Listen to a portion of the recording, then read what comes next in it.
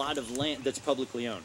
So that's a lot of land that we could also be exploring, creating more urban agriculture, which is another piece of what we want to be focusing on, is more inner city food production.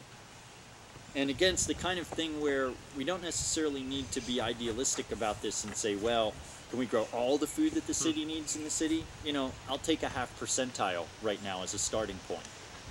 So it's that every little bit counts and makes a difference, especially when we look at the transport inputs that go into most of our food items. So if we're buying lettuce over the counter, the one I keep talking about, it could be traveling upwards of 1,400 miles and creating a lot of diesel emissions just so you can get a leaf of lettuce.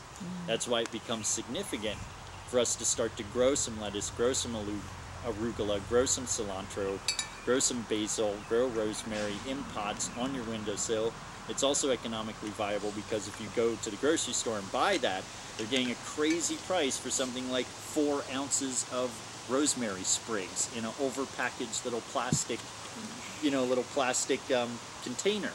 So a lot of this is how we simply finesse our way out of participating in a paradigm that we wouldn't want to contribute to, is by starting to produce more of what we need for ourselves where we are.